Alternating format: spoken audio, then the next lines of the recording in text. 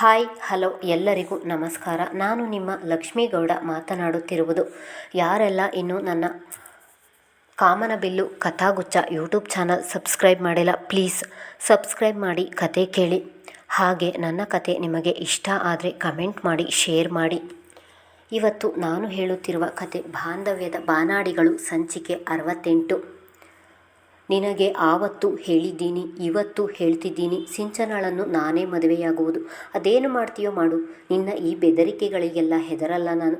ನನ್ನ ತಂಗಿ ಮದುವೆಯಾದ 6 ತಿಂಗಳಿಗೆ ನನ್ನೂರಿನಲ್ಲಿ ನನ್ನ ಹಳ್ಳಿ ಜನರ ಎದುರಿಗೆ ಅವಳಿಗೆ ತಾಳಿ ಕಟ್ತೀನಿ.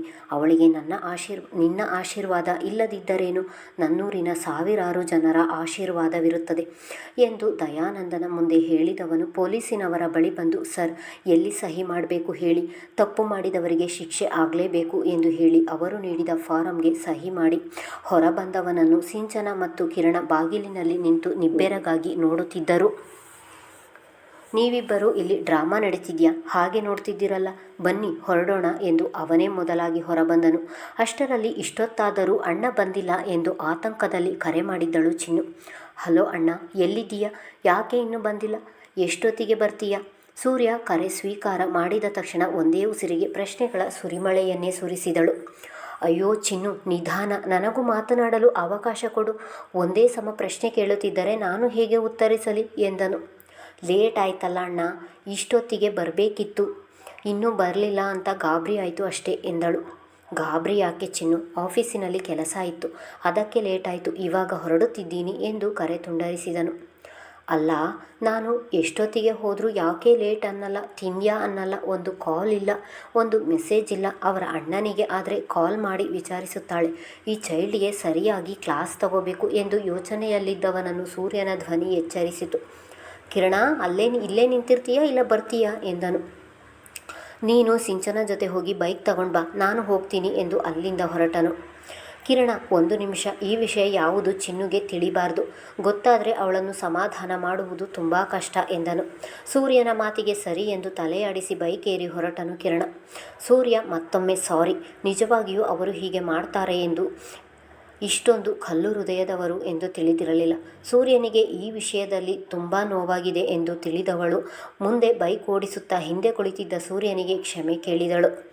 ಸಿಂಚನ, ತಪ್ಪು ಮಾಡಿರುವುದು ಅವರು, ನೀನು ಯಾಕೆ ಇಷ್ಟೊಂದು ಸಾರಿ ಕೇಳ್ತೀಯ? ಇದರಲ್ಲಿ ನಿನ್ನದೇನು ತಪ್ಪಿಲ್ವಲ್ಲ, ಆ ಯೋಚನೆಯಿಂದ ಹೊರಬಾ ಎಂದು ಯಾವುದೋ ಯೋಚನೆಯಲ್ಲಿ 2 ಕೈಯಲ್ಲಿ ಅವಳ ಸೊಂಟ ಹಿಡಿದಿದ್ದನು.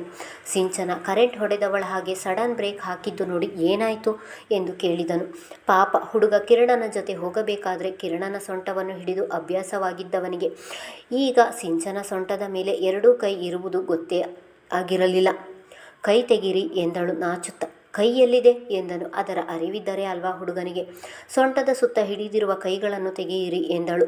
ಅವಳ ಮಾತಿಗೆ ಪಟ್ಟನೆ ಕೈ ಹಿಂದೆಳೆದುಕೊಂಡವನು, ಸಾರಿ, ಕಿರಣನನ್ನು ಹೀಗೆ ಹಿಡಿದು ಅಭ್ಯಾಸ ನನಗೆ ಗೊತ್ತೇ ಆಗಲಿಲ್ಲ, ನೀವೇ ಬೈಕ್ ಓಡಿಸಿ ಎಂದು ಹೇಳಿ ಕೆಳಗಿಳಿದಳು. ಯಾಕೆ, ನೀನೇ ಓಡಿಸು ಎಂದನು. ನಾನು ಗಾಡಿ ಓಡಿಸುವಾಗ ನೀವು ಹೀಗೆ ಸೊಂಟ ಹಿಡಿದರೆ ನಾನು ಆಕ್ಸಿಡೆಂಟ್ ಮಾಡುವುದು ಗ್ಯಾರಂಟಿ ಎಂದು ಮೆಲ್ಲನುಸಿರಿ ಹಿಂದೆ ಕುಳಿತಳು. ಕನ್ನಡಿಯಲ್ಲಿ ಅವಳ ಮುಖ ನೋಡಿದವನಿಗೆ ಅವಳು ನಾಚಿ ಮುಖ ಕೆಂಪಾಗಿರುವುದು ತಿಳಿದವನ ತುಟಿಯರಳಿದವು. ಮನೆಗೆ ಬಂದು ಅಣ್ಣನನ್ನು ಗಮನಿಸಿದ ಹುಡುಗಿ ಸೂರ್ಯ ಮಂಕಾಗಿರುವುದು ತಿಳಿಯಿತು. ಕೆಲಸದ ಒತ್ತಡ ಇರಬೇಕು ಎಂದು ಏನೂ ಕೇಳದೆ ಸುಮ್ಮನಾದಳು. ಅಂದು ಸ್ವಲ್ಪ ಕೆಲಸವಿದೆ ಎಂದು ಸೂರ್ಯನಿಗಿಂತ ಬೇಗ ಬಂದಿದ್ದು ಸೂರ್ಯನ ಮನೆಗೆ. ಮನೆ ಕಸ ಗುಡಿಸುತ್ತಿದ್ದವಳು ಬಾಗಿಲು ಬಡಿದ ಸದ್ದಾದಾಗ ಪೊರ್ಕೆ ಕೈಯಲ್ಲಿ ಹಿಡಿದು ಬಾಗಿಲು ತೆರೆದಳು. ಅವಳ ಅವತಾರ ನೋಡಿದ ಕಿರಣ, ಲೇ, ನಾನೇನು ತಪ್ಪು ಮಾಡಿದ್ದೇನೆ ಅಂತ ಕೈಯಲ್ಲಿ ಪೊರ್ಕೆ ಹಿಡಿದು ನಿಂತಿದೀಯಾ? ಅಲ್ಲ, ನಾನು ರೀಮಾ ಜೊತೆ ಊಟಕ್ಕೆ ಹೋಗಿದ್ದು ಗೊತ್ತಾಯ್ತಾ, ಇಲ್ಲ ಶೈಲು ಜೊತೆ ಕಾಫಿ ಬೈಟು ಮಾಡಿದ್ದು ಗೊತ್ತಾಯ್ತಾ? ಆಗಲೇ ಅವಳನ್ನು ಕಾಡಿಸಲು ನಿಂತಿದ್ದ. ಪೊರ್ಕೆಯ ಹಿಡಿತ ಬಿಗಿ ಮಾಡಿದವಳಿಗೆ ಆಗಲೇ ಹೊಟ್ಟೆ ಬೆಂಕಿ ಬಿದ್ದಿತು. ಅವನ ನಾಟಕ ತಿಳಿಯದೆ ಆಗಲೇ ಮುಖ ಕೋಪಕ್ಕೆ ಕೆಂಪೇರಿತು. ಆದರೂ ಅದನ್ನು ತೋರ್ಪಡಿಸದೆ, ಹೌದಾ, ನನಗೆ ಗೊತ್ತೇ ಇರಲಿಲ್ಲ ನೋಡಿ, ಆದರೆ ನೀವು ಕಾಫಿಗೆ ಹೋದರೂ, ಊಟಕ್ಕೆ ಹೋದರೂ, ಲಾಂಗ್ ಡ್ರೈವ್ಗೆ ಹೋದರೂ ನನಗೇನು ಬೇಜಾರಿಲ್ಲ. ಸರಿ, ಇವಾಗ ಯಾಕೆ ಇಲ್ಲಿಗೆ ಬಂದಿದ್ದು? ನಿಮ್ಮ ಗರ್ಲ್ ಫ್ರೆಂಡ್ಸ್ಗಳು ಕಾಯುತ್ತಿರಬಹುದು, ಹೊರಡಿ ಎಂದು ವ್ಯಂಗ್ಯ ಮಾಡಿದಳು. ಅವಳ ತಣ್ಣನೆಯ ಮಾತಿಗೆ ಆಶ್ಚರ್ಯವಾದವನು, ಏನೇ ನೀನು, ಮದುವೆಯಾಗುವ ಹುಡುಗ ಬೇರೆ ಹುಡುಗಿಯರ ಜೊತೆ ಕಾಫಿ ತಿಂಡಿ ಎಂದು ಮಾತನಾಡುತ್ತಿದ್ದಾನೆ ಎಂದು ನಿನ್ನ ಮನಸ್ಸಿಗೆ ನೋವಾಗಲಿಲ್ವಾ ಎಂದು ಕೇಳಿದರೆ, ನೋವ? ನನಗ್ಯಾಕೆ ನೋವಾಗಬೇಕು? ಹಾಗೆಲ್ಲ ನಾನು ಹೆದರಿಕೊಂಡು ಬೇಜಾರಾಗುವುದಿಲ್ಲ ಎಂದು ಬಾಯಿ ಮಾತಿಗೆ ಹೇಳಿದಳು. ಆದರೆ ಕಣ್ಣಲ್ಲಿ ಕಣ್ಣಿಟ್ಟು ಹೇಳಲಿಲ್ಲ. ಒಳಗೆ ಬಂದವನು ಅವಳ ಕೈಲಿದ್ದ ಪೊರ್ಕೆ ನೆಲಕ್ಕೆ ಹಾಕಿ ಅವಳ ಭುಜವಿಡಿದು, ಎಲ್ಲಿ ಅದೇ ಮಾತನ್ನು ನನ್ನ ಕಣ್ಣಲ್ಲಿ ಕಣ್ಣಿಟ್ಟು ಹೇಳು ಎಂದನು. ಅವನ ಕಣ್ಣಿನ ನೋಟವನ್ನು ಎದುರಿಸಲಾಗದೆ ನೋಟ ಬದಲಿಸಿ ಒಡನೆ ಕಿರಣನೆದೆಗೆ ಒರಗಿದವಳು. ನೀವು ನನ್ನವರು, ನನಗೆ ಮಾತ್ರ ಸ್ವಂತ. ತಮಾಷೆಗೂ ಈ ರೀತಿಯೆಲ್ಲ ಮಾತಾಡಬೇಡಿ. ಅದನ್ನು ಸಹಿಸುವ ಶಕ್ತಿ ನನ್ನಲ್ಲಿಲ್ಲ ಎನ್ನುವಾಗಲೇ ಕಣ್ಣೀರು ಜಾರಿದವು. ಅವಳನ್ನು ಮುಂದೆ ಸರಿಸಿ ಕಣ್ಣೀರು ಒರೆಸಿದವನು, ಅಯ್ಯೋ ಹುಚ್ಚಿ, ನಾನು ತಮಾಷೆ ಮಾಡಿದ್ದು ಅಷ್ಟೇ. ನೀನು ಅಷ್ಟಕ್ಕೆಲ್ಲ ಇಷ್ಟೊಂದು ಬೇಜಾರಾದರೆ ಹೇಗೆ? ಆ ರೀತಿ ಬೇರೆ ಹುಡುಗಿಯರನ್ನು ನನ್ನ ಕನಸಿನಲ್ಲಿಯೂ ಯೋಚಿಸಿರುವುದಿಲ್ಲ. ಈ ಜನ್ಮಕ್ಕಲ್ಲ, ಮುಂದಿನ ಜನ್ಮಕ್ಕೂ ನೀನೇ ನನ್ನ ಮನದರಸಿ, ನನ್ನ ಅರ್ಧಾಂಗಿ ಎಂದನು.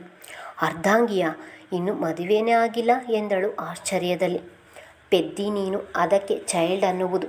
ನನ್ನ ಮನಸ್ಸಿನಲ್ಲಿಯೇ ನಿನ್ನ ಮದುವೆಯಾಗಿ ತುಂಬ ವರ್ಷಗಳೇ ಕಳೆದಿವೆ ಅಷ್ಟೇ.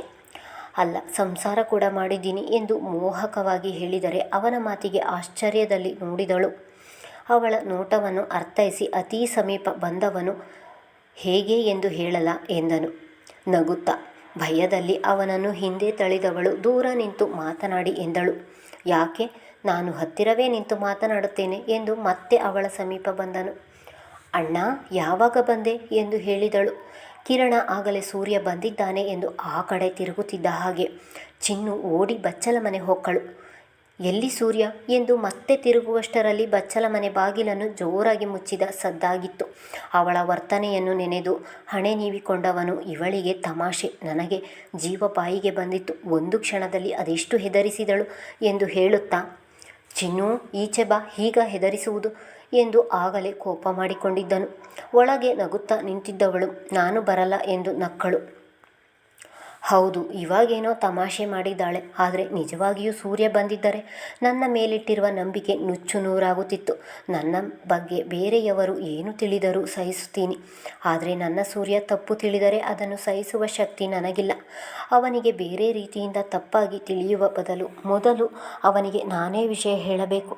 ನನ್ನ ಸ್ನೇಹಿತ ನನ್ನನ್ನು ತಪ್ಪಾಗಿ ತಿಳಿಯುವ ಮೊದಲು ಅವನಿಗೆ ವಿಷಯವನ್ನು ಅರ್ಥೈಸಬೇಕು ಎಂದು ಹೇಳಿಕೊಂಡವನು ಯಾಕೋ ಅಲ್ಲಿ ನಿಲ್ಲಲು ಮನಸ್ಸಾಗದೆ, ಚಿನ್ನು, ಮನೆಗೆ ಹೋಗ್ತೀನಿ ಎಂದು ಹೇಳಿ ಹೊರಟನು. ಕಿರಣನ ಬದಲಾದ ಧ್ವನಿ ಗುರುತಿಸಿದವಳು ಆಚೆ ಬಂದು ಮೇಲಿನಿಂದಲೇ ನೋಡಿದರೆ ಆಗಲೇ ಬೈಕೇರಿ ಹೊರಟು ಹೋದನು. ಅಣ್ಣನ ಹೆಸರನ್ನು ಹೇಳಿದರೆ ಇವರೇಕೆ ಕೋಪ ಮಾಡಿಕೊಳ್ಳುತ್ತಾರೆ ಎಂದು ಚಿಂತೆಗೀಡಾದಳು. ಅಕ್ಕ, ನನಗೆ ಅಪ್ಪ ಬೇಕು. ನನಗೆ ಗೊತ್ತು ಅವರು ತಪ್ಪು ಮಾಡಿದ್ದಾರೆ ಎಂದು, ಆದರೆ ಮನೆಯಲ್ಲಿ ಅವರಿಲ್ಲದೆ ಇರಲು ಆಗುತ್ತಿಲ್ಲ.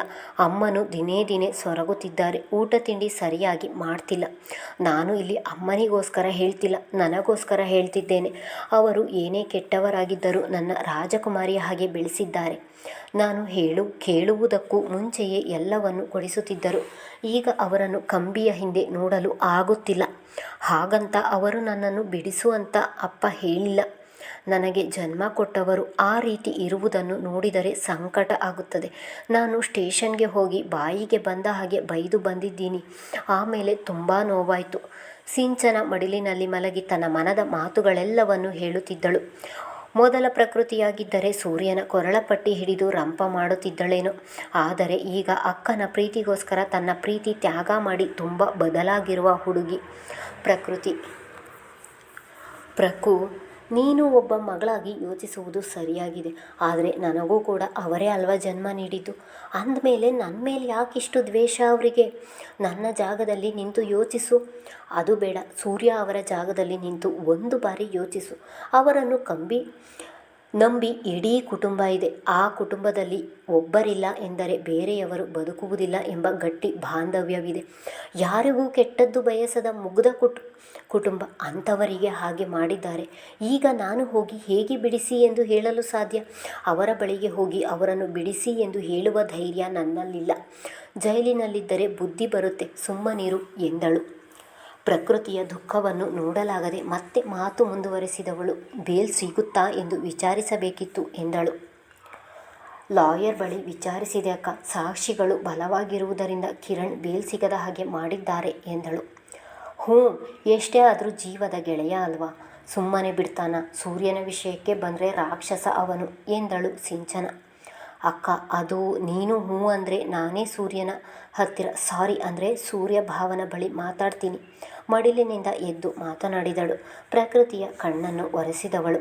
ನಿನಗೆ ಸಮಾಧಾನವಾಗುತ್ತದೆ ಎಂದರೆ ಮಾತನಾಡು, ಆದರೆ ಅವರೇನಾದರೂ ಹೇಳಿದರೆ ಬೇಜಾರು ಮಾಡಿಕೊಳ್ಳಬಾರದು ಆಯಿತಾ ಎಂದಳು.